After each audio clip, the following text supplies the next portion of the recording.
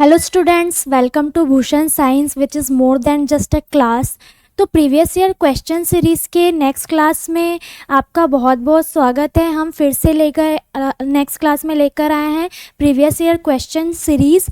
ठीक है, तो बिना किसी देरी के हम क्वेश्चन स्टार्ट करते हैं। तो सबसे पहला आज क्वेश्चन है हमारा, reabsorption of sodium in renal tubule under the influence of serotonin, melanin, ADH and aldosterone. ठीक है, तो क्या आंसर होगा? अगर आपको पता है तो आप कमेंट कर सकते हैं।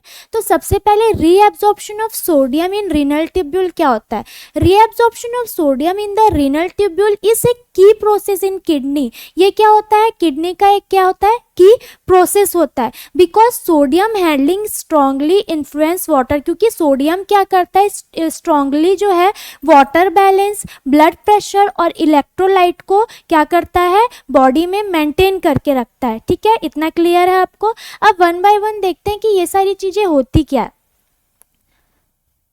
सबसे पहले सीरोटोनिन। सीरोटोनिन क्या होता है? सीरोटोनिन का फुल फॉर्म क्या होता है?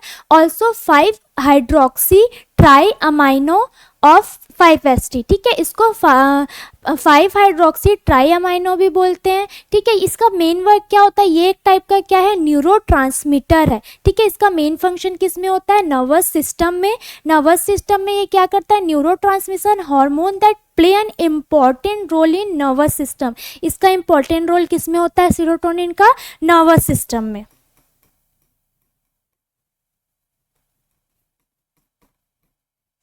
तो बच्चों, जब हम लोग कोई भी क्वेश्चन सॉल्व करते हैं किसी भी एग्ज़ाम में या फिर हम स्टडी कर रहे हैं, तो हम सबसे पहले जो हमारी 80% क्वेश्चन जो हमारा होता है वो एलिमिनेशन मेथड से सॉल्व होता है। एलिमिनेशन मेथड जैसे जो हम अभी सॉल्व कर रहे हैं। ठीक, जैसे हमको पहले सारी चीज़ों का मीनिंग क्या करना है? पता होना चाहिए कि कौन सी जो 4 ऑप्शन दिए हुए हैं इसमें सबके मीनिंग क्या है, तभी आप क्या कर सकेंगे? एलिमिनेशन मेथड जो है वो यूज़ कर पाएंगे और सही आंसर ला पाएंगे। तो जब आप पढ़ें तो उसमें से 80 से 90% क्वेश्चन आपको ऐसे ही मिलेंगे जिसमें आप एलिमिनेशन मेथड यूज़ करके उस क्वेश्चन को इजिली सॉल्व कर पाएंगे। ठीक है, नेक्स्ट क्या है अब? मिलानिन। मिलानिन क्या होता है? आपको पता ही होगा। मिलानिन जो होता है वो नेचुरल पिगमेंट होता है जो किसके लिए रिस्पॉन्सिबल होता है? Colour of skin, hair and eye. Hair के कलर के लिए, स्किन के कलर के लिए और आई के कलर के लिए। तो ये क्या हो गया? ये क्या है? Natural pigment. तो ये तो हमारा आंसर होगा नहीं। अब नेक्स्ट क्या है? एडीएच। एडीएच क्या होता है? एडीएच को हम एंटी डायरेटिक हार्मोन बोलते हैं। इसका अदर नेम और क्या है? वैसोप्रेसिन। क्या ये क्या करता है? रेगुलेट करता है वाटर बैलेंस को हमारी बॉडी के अंदर। जो एडीएच है वो क्या करता है? वाटर बैलेंस को क्या करेगा? रेगुलेट करेगा।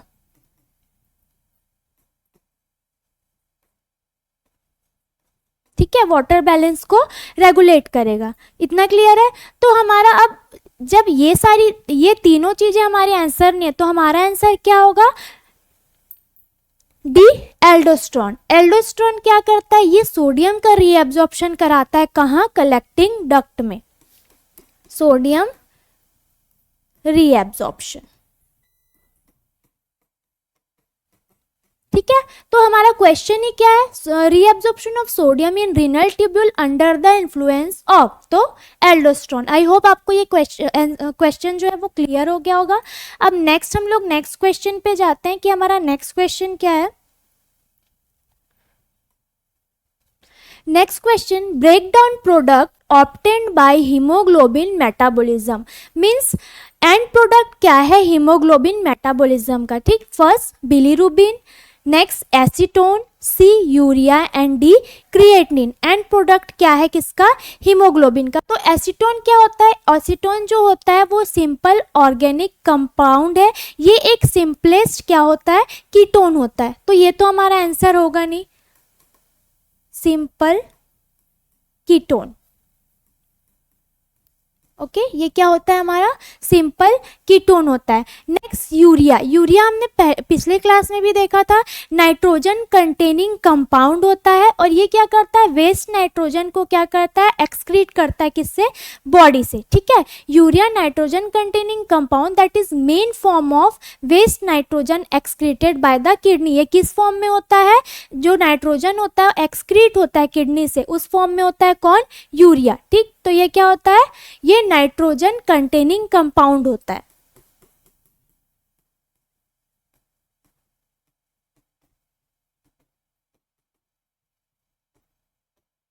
Compound, okay. अब नेक्स्ट क्या है, क्रिएटिनिन। क्रिएटिनिन क्या होता है, क्रिएटिनिन वेस्ट प्रोडक्ट ऑफ, ये सारा मेटाबॉलिज्म मीन्स ये क्या बोल रहा है कि एंड में जो वेस्ट प्रोडक्ट है वो एक्सक्रीट आउट होते हैं। तो वन बाय वन हम लोग देखते हैं, एसीटोन जो है वो एक सिंपल कीटोन है, यूरिया क्या है, नाइट्रोजन का क्या है, वेस्ट प्रोडक्ट है। क्रिएटिनिन क्या है, क्रिएटिनिन है मसल मेटाबॉलिज्म। ठीक है, ये वेस्ट प्रोडक्ट है मसल मेटाबॉलिज्म का और इसका इम्पोर्टेंट रोल होता है किडनी के फंक्शन में। ठीक है, तो किडनी में कोई भी अगर एबनॉर्मेलिटी आती है तो सबसे पहले हम किसका चेकअप करते हैं, क्रिएटिनिन का। इतना क्लियर है। तो ये क्या होता है, and product of muscle metabolism, metabolism. Clear है।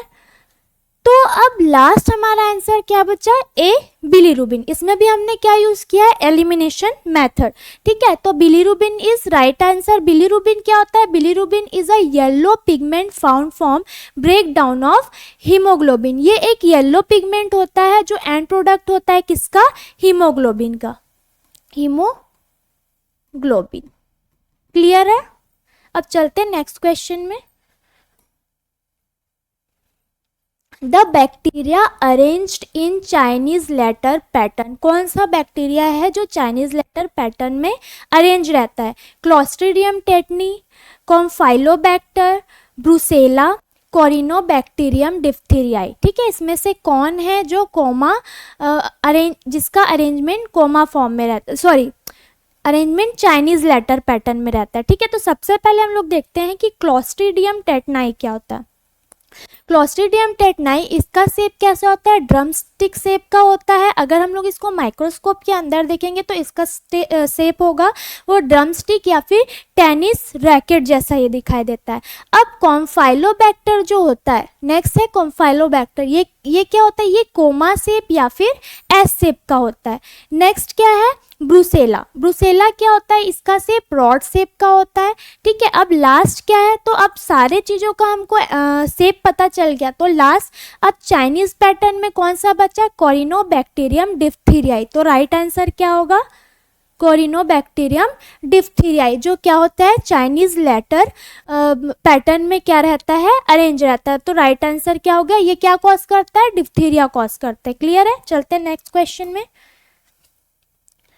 Weil's disease is related to toxoplasma, Yersinia, Leptospira and Borrelia। ठीक है, तो Weil's disease जो है वो किससे रिलेटेड है, तो इसके लिए सबसे पहले हम लोग देखेंगे कि विल्स डिजीज होता क्या है। विल्स डिजीज क्या होता है, ये सीवियर फॉर्म है लेप्टोस्पायरोसिस। यहीं पे आपको आंसर मिल गया। ठीक है, सीवियर फॉर्म है किसका, लेप्टोस्पायरोसिस का। किसके थ्रू ये कॉज होता है, लेप्टोस्पायरास्पेसिस से। ठीक, तो ये यहाँ पे आंसर हमको मिल गया। अभी आगे क्या होता है, ये जूनोटिक डिजीज है। किससे ट्रांसमिट होता है, ये एनिमल से ट्रांसमिट होता है। कॉन्टैक्ट विथ वाटर और सॉइल कंटामिनेटेड यूरिन ऑफ, अगर कोई इन्फेक्टेड एनिमल है उसके यूरिन से अगर कोई वाटर या फिर मिट्टी जो है वो कंटामिनेटेड है, उससे क्या होता है, ये ट्रांसमिट होता है। ठीक है, next entry through cuts, abrasion और म्यूकस मेम्ब्रेन। ठीक है, कहाँ कहाँ से इसकी एंट्री हो जाती है, कोई कट है, अगर कोई कहीं पे आपका छिला हुआ है, या फिर म्यूकस मेम्ब्रेन के थ्रू। ठीक है, इतना क्लियर है। तो ये कौन सा डिजीज है, विल्स डिजीज जो है ये कौन से डिजीज है, जूनोटिक डिजीज।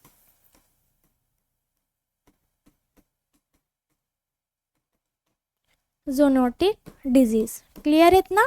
ठीक है, अब हम लोग वन बाय वन देखते हैं। हमको आंसर तो मिल गया, लेकिन बाकी चीज़ों का मीनिंग क्या होता है ये भी हम देखेंगे कि बाकी चीज़ें क्या होती है। तो सबसे पहले टॉक्सोप्लाज्मा क्या होता है? टॉक्सोप्लाज्मा है, ये टॉक्सोप्लाज्मोसिस पैरासाइट से कॉज होता है। नेक्स्ट क्या है? यर्सीनिया। यर्सीनिया क्या होता है? इंक्लूड सीवियर पैथोजन, मतलब इसमें जो स्पीसीज होते हैं इसके बहुत सारे हैं। फर्स्ट क्या है? Yersinia pestis. यर्सीनिया पेस्टिस क्या होता है? ये क्या कॉज करता है? ये प्लेग कॉज करता है। जो प्लेग होता है वो क्या करता है? यर्सीनिया पेस्टिस के थ्रू ही होता है। यर्सीनिया एंट्रोकोलाइटिका, ये क्या कॉज करता है? जो यर्सीनिया एंट्रोकोलाइटिका है वो क्या कॉज करेगा? Gastroenteritis. ठीक। यर्सीनिया सूडो ट्यूबरकुलोसिस, ये क्या कॉज करता है? Mesenteric lymphadenitis. ठीक है, तो ये 3 स्पेसीज है यर्सीनिया के जो अलग अलग क्या करते हैं? डिजीज कॉज करते हैं। नेक्स्ट क्या है? बुरेलिया। बुरेलिया क्या करता है? ये bacteria responsible for lymph disease. ठीक है, ये किसके लिए रिस्पॉन्सिबल होता है? लिम्फ डिसीज के लिए। और इसमें रिलैप्सिंग फीवर देखने को मिलता है पेशेंट को। रिलैप्सिंग फीवर मतलब रिकरेंट एपिसोड में थोड़ी देर आया, फिर फीवर क्या हो जाएगा? कम हो जाएगा, और फिर थोड़ी देर बाद फीवर क्या हो जाएगा? फिर से वापस आ जाएगा। तो ये क्या होता है? रिकरेंट एपिसोड में फीवर देखने को मिलता है, तो इसे हम क्या बोलेंगे? Relapsing fever. क्लियर है? तो इसका राइट आंसर हमने देख लिया, answer C. Next question,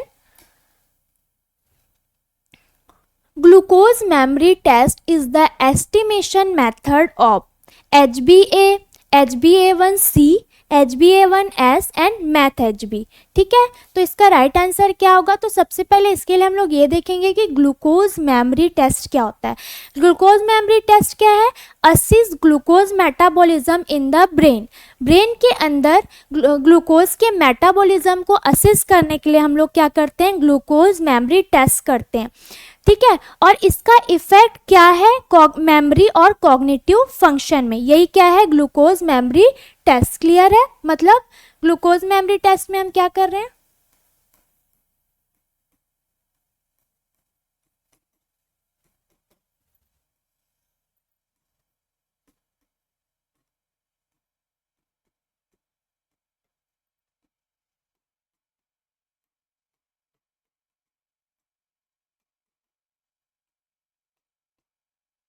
okay, ये क्लियर है। अब HbA क्या होता है? HbA जैसे जनरली हम जानते हैं ये क्या है? मेजर एडल्ट हीमोग्लोबिन है। नेक्स्ट क्या है?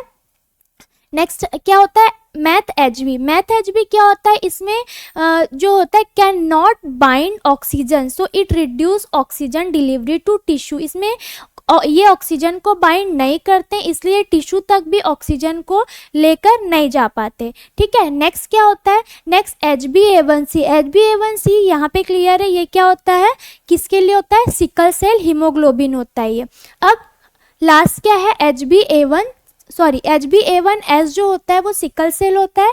Next HbA1c। HbA1c क्या होता है? ये reflect average blood glucose level over the past 2 to 3 month. ये पास्ट 2 to 3 मंथ के ग्लूकोज लेवल को क्या करता है? रिफ्लेक्ट करता है। तो हमारा राइट आंसर क्या होगा? आंसर बी, क्योंकि हमारे क्वेश्चन में यही पूछा है कि glucose memory test estimation method of, तो क्या होगा? HbA1c। क्लियर है? नेक्स्ट हम लोग नेक्स्ट क्वेश्चन देखते हैं। Sterilisation method for antibiotic solution, ultrasonic vibration, inspissation, radiation and filtration. Antibiotic solution का स्टरलाइजेशन मेथड इनमें से कौन सा है? ठीक, तो सबसे पहले अल्ट्रासोनिक वाइब्रेशन क्या होता है? अल्ट्रासोनिक वाइब्रेशन क्या होता है? जो बहुत हाई पिच वाइब्रेशन होता है, यानी कि ये क्या होता है? बहुत हाई पिच वाइब्रेशन होता है जो हमको ऑडिबल नहीं होता है।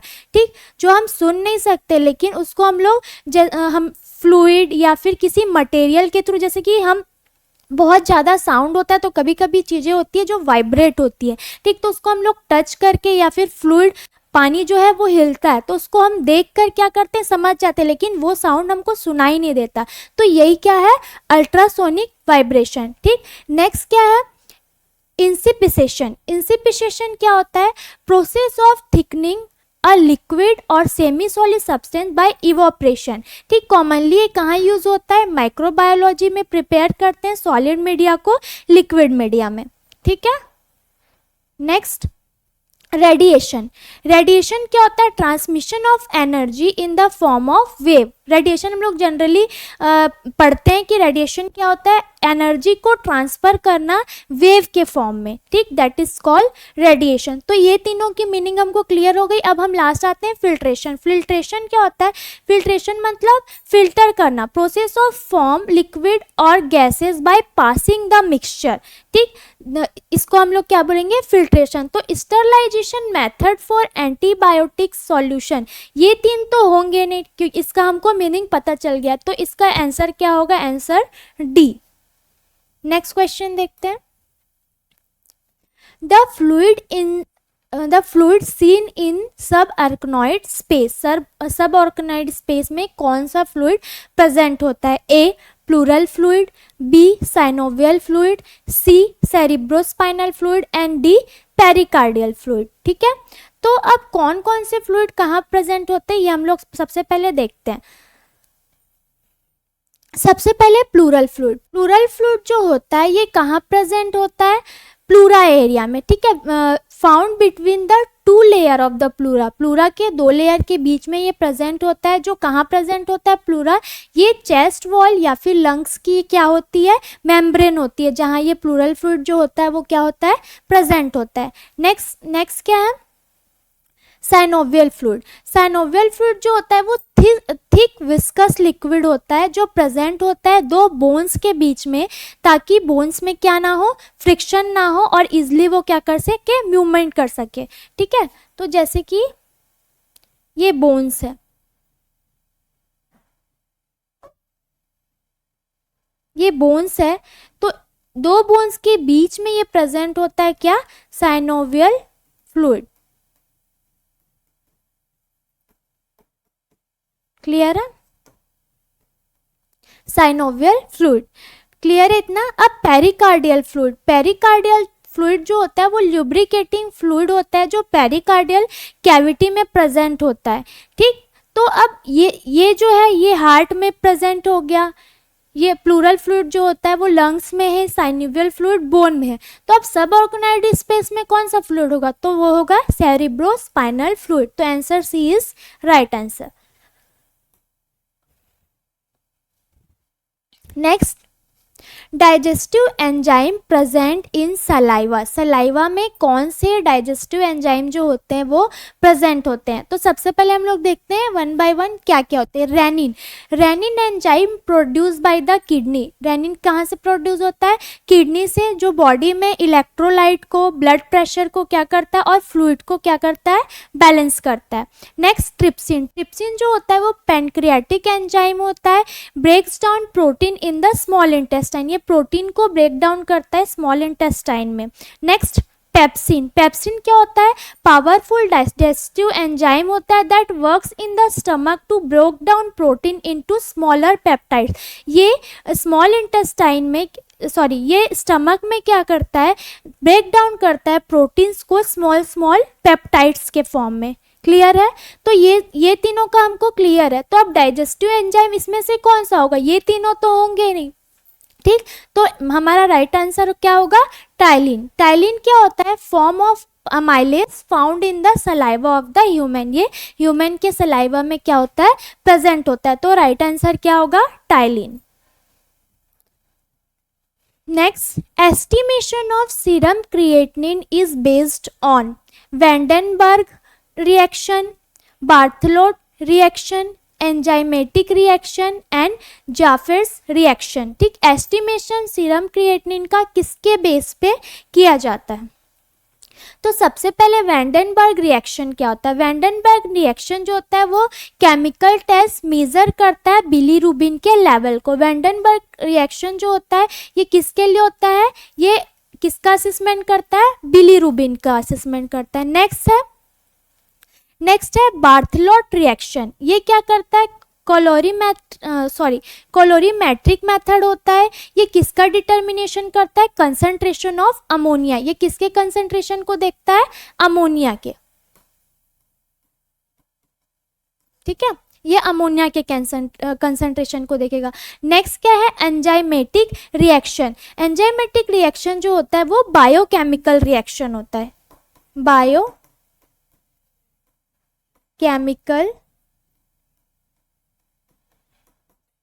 रिएक्शन। ओके, तो हमारा राइट आंसर क्या होगा, आंसर डी, जेफर्स रिएक्शन। इसमें क्या होता है, कोलोरीमेट्री मेथड होता है use to determine creatinine level. ठीक है, ये क्या करता है, क्रिएटिनिन के लेवल को देखता है ब्लड और यूरिन के अंदर। तो कौन सा राइट आंसर होगा, answer D.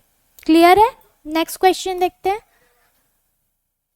The term used for the reproducibility of a test. ठीक है, इससे पहले हम लोग ये देखेंगे कि रिप्रोड्यूसिबिलिटी का मतलब क्या होता है। इसका मतलब क्या होता है कि अगर हम लोग किसी भी स्टडी को बार बार कर रहे हैं और रिजल्ट जो हमारा है या तो सेम आता है या फिर उससे बेटर आता है, दैट इज कॉल्ड रिप्रोड्यूसिबिलिटी। ठीक है, तो ए सेंसिटिविटी, बी एक्यूरेसी, सी प्रिसीजन या फिर डी बायस। ठीक है, तो सेंसिटिविटी तो होगा नहीं, एक्यूरेसी भी नहीं होगा, बायस भी नहीं होगा। प्रिसीजन मीन्स इसका आंसर होगा answer D, precision, the state और क्वालिटी ऑफ बीइंग प्रिसाइज, मतलब एकदम सटीक। इसका मतलब होता है एकदम प्रिसाइज होना, एकदम सटीक आंसर। तो आंसर होगा आंसर सी। क्लियर है, तो ये थे आज के हमारे प्रीवियस ईयर क्वेश्चन। इसमें अगर आपको कोई भी डाउट हो तो आप कमेंट करें, और आपको क्लास अगर इन्फॉर्मेटिव लगी हो तो आप इसे ज़्यादा से ज़्यादा शेयर करें। ओके, मिलते हैं नेक्स्ट क्लास में। Thank you.